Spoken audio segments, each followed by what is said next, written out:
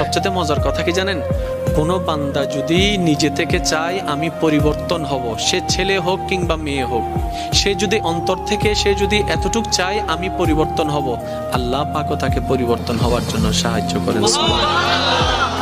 কত বেনামাজ এখন নামাজি হয়েছে জানেন? সুবহানাল্লাহ।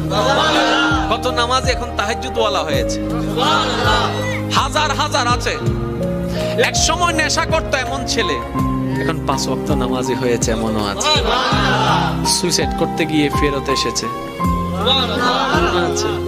এক সময় যে কথার আগে হাত তুলতো, সে এখন গালি শুনলো মুস্কি হাসি দেয়।